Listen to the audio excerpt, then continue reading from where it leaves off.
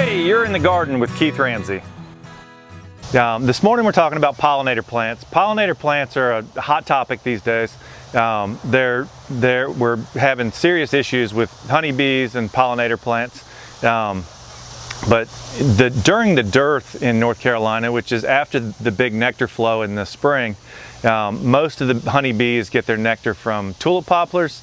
Once the tulip poplars go out of bloom, the nectar production really slows down. So adding stuff like black and blue salvia to your garden, some of the phlox, all of these things are good for butterflies, they're good for bees, and they're good for hummingbirds. Hummingbirds, this is probably one of my favorite plants for hummingbirds. And I always tell people, they're like, what sugar mix do you use for hummingbirds? And I always tell them that I just plant flowers that will attract hummingbirds. And all kinds of other nature. The same flowers that attract hummingbirds will usually attract bees and butterflies. But creating natural nectar for the hummingbirds also gives you the ability, if you want, to feed the honeybees.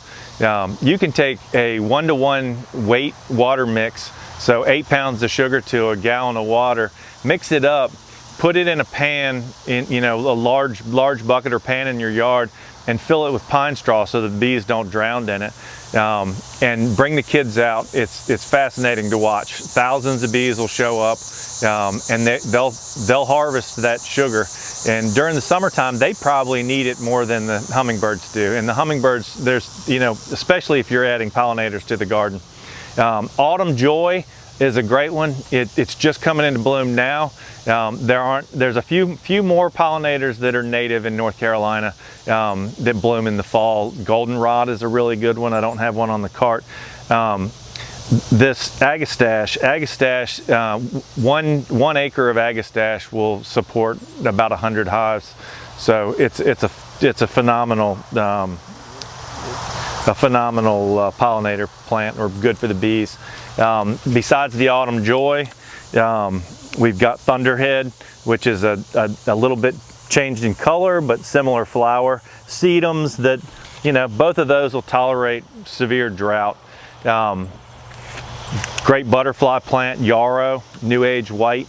It's a lower yarrow. Yarrow is a native plant too, so adding native plants, or some twist on a native plant.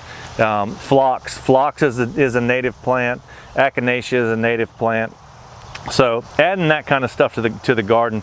Echinacea, along with Rudbeckia, as the flowers die out, it's something that I don't deadhead. Echinacea, the seeds will dry, and you'll have hummingbirds. You'll have butterflies all over this. You'll have bees on it, and then when the seeds drop, you'll have yellowfinches that come in and eat the seed. So it's pretty phenomenal, especially on a purple plant when you see yellowfinches all over it, pecking the seed out, and the flowers, the plant's still in bloom. Asters are a native plant. There's lots of improved asters, but the asters are perfect for pollinators in the fall. Another long blooming fall plant. They're perennial, they're going to come back, and it's just a great food source. I highly recommend, especially if you have kids, to go ahead and get some of this stuff in the ground, watch it grow, and then watch the pollinators come in and thrive. Till next time.